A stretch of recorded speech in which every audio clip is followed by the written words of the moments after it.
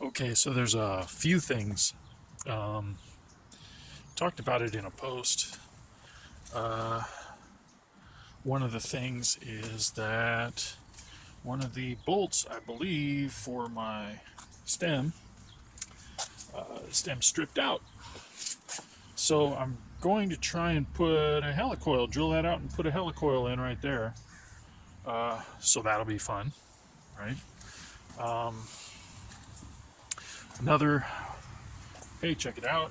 We actually have a chain, and ran into another problem there. Maybe you can see it. The pivot for the chain, for the suspension, gets in the way of the chain, so I got to figure out if I have enough room to grind away at that, whether I can space the hub a little bit, move the hub over, or maybe put some spacers here, rock this whole assembly up out of the way, which would make better angles on the suspension. It wouldn't look as cool as having it inline, but then it could clear the chain, move up and down, and give me more room for my battery in here. Yeah. Meanwhile, today while I wait for parts, oh, this is a good one. So my no lean shock, you remember that video where I sang, and yeah, the song, if not, I'll anyway. I've never been mounted on a bike as far as I could tell, but I, after cycling it a couple times, now that it's been on the bike, I find that the seals are gone and it's leaking. Yay! So yeah, I rolled the bike out and there was shock oil on the tire. So I ordered seals. That'll be great. Meanwhile, we'll keep going, and I'll let you see what else we come up with. So the bolt is out of the suspension pivot, and I don't know if you can see there, but it is threaded all the way through, which means I could probably take that down to that shoulder, and removing that much might get me the clearance I need to clear the chain.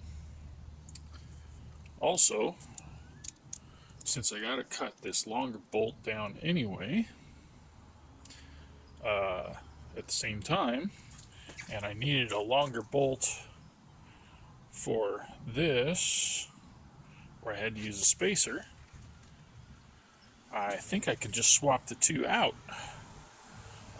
You know, conservation, right? So this is it. Some real cave of bad ideas shit. So what I'm going to do is I'm going to grind this piece down. Since it's threaded all the way through, I've got a shorter bolt in that was originally holding this to the back of the bike and was too short. And I'm going to grind this piece down at least to that shoulder, maybe a little further, especially towards the bottom here, to help it clear the chain. And yeah, fun. Don't try this at home, kids.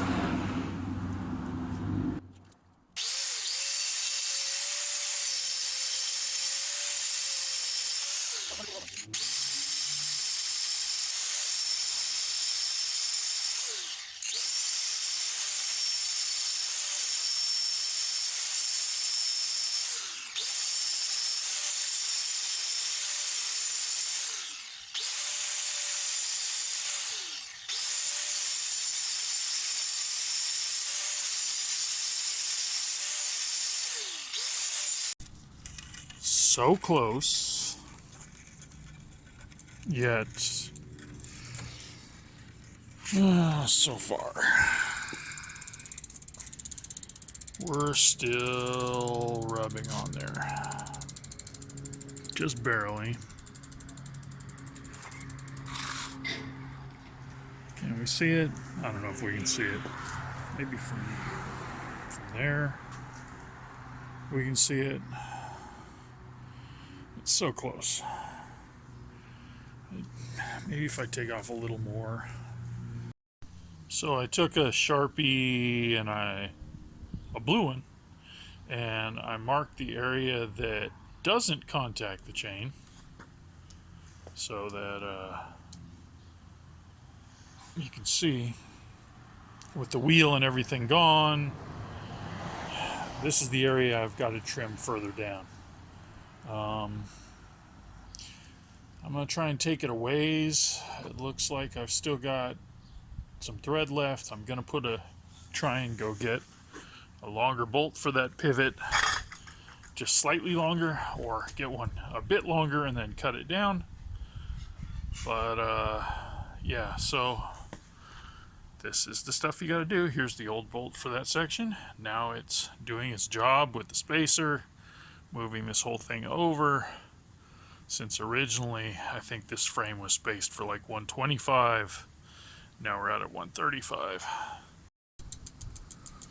I'm gonna call this a cave of bad ideas success story.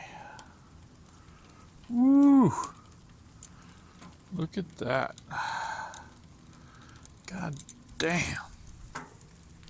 God damn. Oh. Now then, power unit packaging. This is what I'm thinking.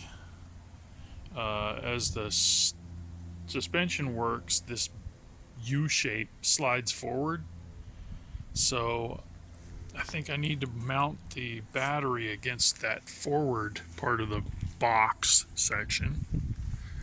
I've offset it to one side, I don't know, for ease of access and cable routing and everything else.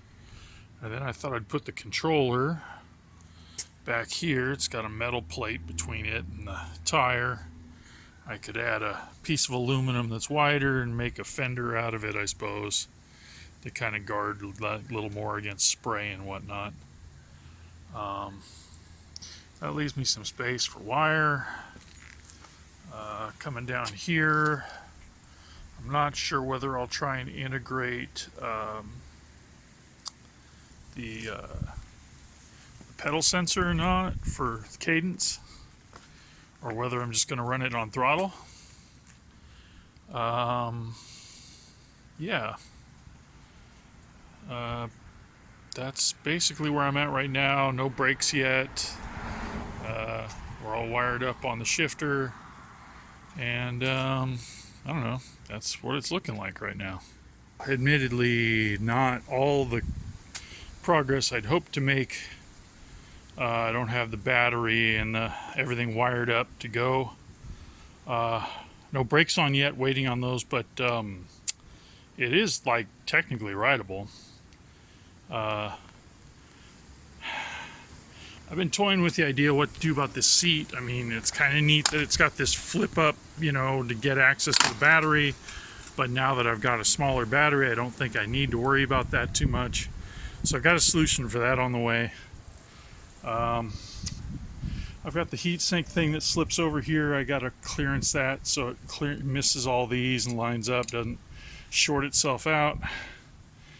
That little bolt right there, I need to get a longer one.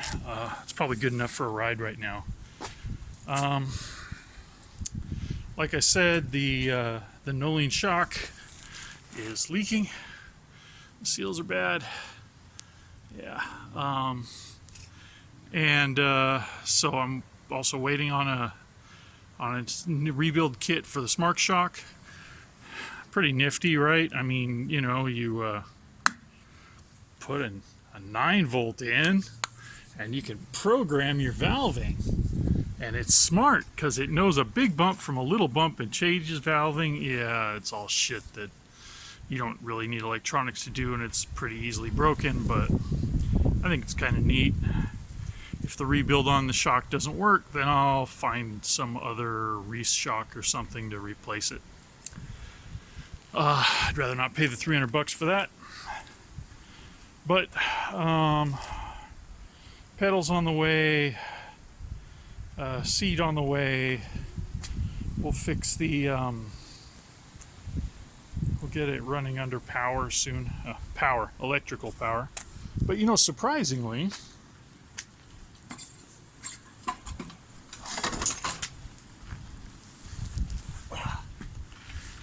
this thing doesn't ride too bad for, you know, being an e-bike. It does all right.